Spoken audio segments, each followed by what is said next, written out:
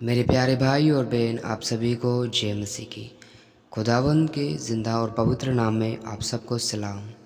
Praise the Lord. आप सबके जीवन में परमेश्वर अनुग्रह करे और आज के इस प्रार्थना के द्वारा आपके जीवन में छुटकारा आए, चंगाई आए और बीमारियों से आप आज़ाद होने पाएँ। आपके जीवन में एक अद्भुत काम हो जो अब तक आपने नहीं देखा अपने जीवन में।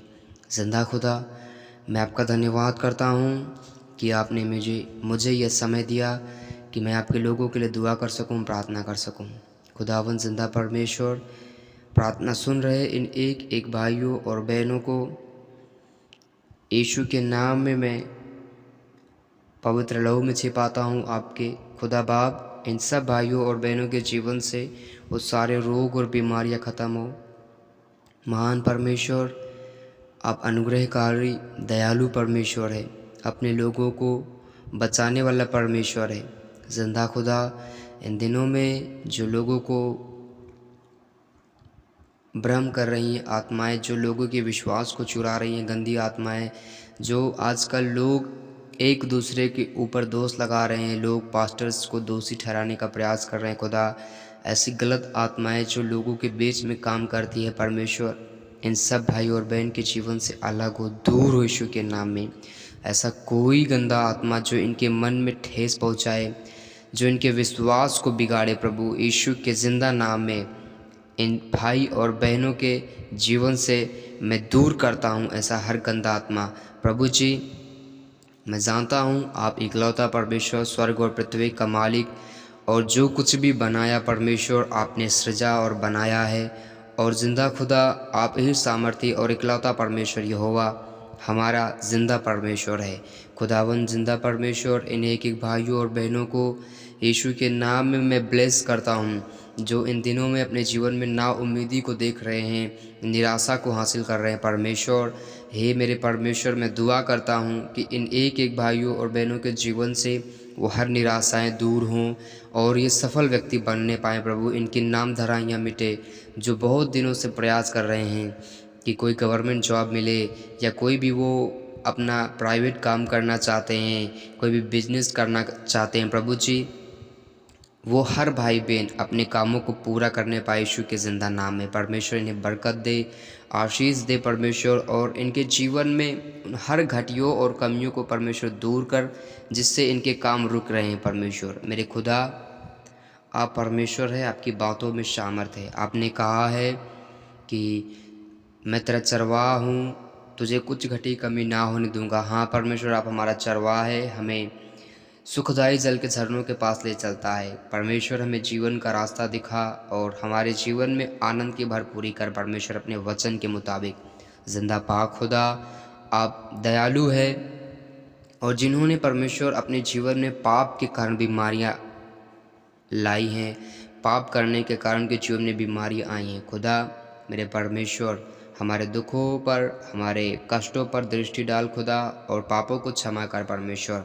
और महान खुदा, जैसे आपने इज़राइलियों को छुड़ाया मिस्र से, जो एक बोझ में थे, एक बंदी में जीवन जी रहे थे खुदा, उन हर एक लोगों को आपने छुड़ाया। ठीक उसी प्रकार जिंदा खुदा अपने लोगों को आज छुड़ा, जो आंसुओं में अपने समय व्यतीत कर रहे हैं परमेश्वर, जो इन दिनों में भटक रहे हैं खुदा, जो इन दिनों में दूर हो रहे हैं आपके वचनों से, आपके मार्गों पर से। खुदा, उन पर दया कर, उन पर ऐसा आत्मा उड़ेल कि वो परमेश्वर नबूवत करें, पवित्र आत्मा की अगुवाई में जिएं, और खुदा आपकी बातों को वो सुन सकें। मेरे प्यारे भाई और बहनों, अगर आप चाहते हैं कि मैं आने वाले दिनों में अपने जीवन में सुख देख पाऊँ, आने वाला दिन मेरा अच्छा हो, बेहतरीन हो, भविष्य में मेरे जीवन में बेहतरीन चीज़ें हों, तो आप अभी से अपने जीवन को परमेश्वर के लिए समर्पण करें, परमेश्वर के लिए अपने समय को खर्च करें। इन दिनों में जितना आप खुदा की खोजी बनेंगे, आने वाले समयों में आप देखेंगे कि मेरे जीवन में वो हर चीज़ें उपलब्ध हैं जो मैं चाह रहा था। आप देखेंगे कि परमेश्वर के साथ मैं रहकर बहुत सारे चीज़ों को प्राप्त करता जा रहा हूँ। उन हर एक आनंद को जिसके लिए मैं तरस रहा था, अब मैं खुदावंद यीशु के पाक नाम में अपने जीवन में सारे आनंद को प्राप्त करता जा रहा हूँ।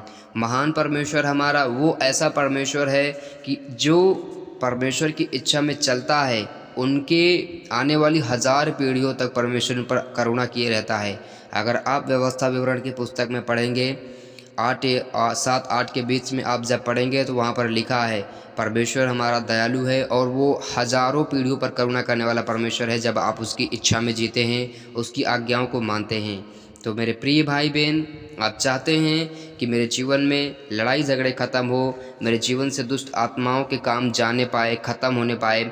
आप चाहते हैं कि मैं बीमारियों से आज़ाद हूँ, तो उसकी खोज में लगो।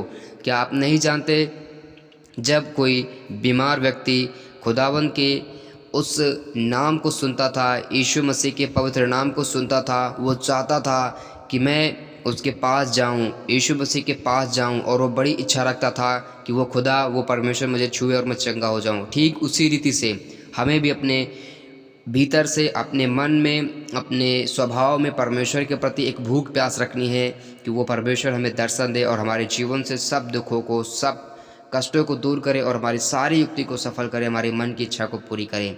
अगर आप चाहते हैं कि मेरे जीवन से गरीबियां ख़त्म हो, मेरे जीवन से वो श्राप जो पीढ़ियों का आया था ख़त्म हो, तो आप परमेश्वर के सामने बैठना सीखें और खुदा से बातें करने का प्रयास करें। आपसे नहीं होता, दुआ करें और परमेश्वर से मांगे। परमेश्वर जब पवित्र आत्मा देगा, आप परमेश्वर की बातों को सुन पाएंगे। मेरे प्यारे भाइयों और बहनों, मैं उम्मीद करता हूँ कि आज से, इस प्रार्थना के बाद से, अभी से आप एक निर्णय ले रहे हैं परमेश्वर की मर्ज़ी में कि परमेश्वर मेरी अगुवाई कर कि मैं आपकी व्यवस्था में चल सकूं। आपने सुना होगा कि परमेश्वर के वचन में लिखा है कि व्यवस्था की यह पुस्तक तेरे चित्त से कभी न उतरने पाए। तो लगातार परमेश्वर में बने रहिए। प्रभु आप सबको आशीष दे और हर बीमारियों से, गरीबियों से आपको छुड़ाए और बरकत और समृद्धि दे। यीशु के नाम में हम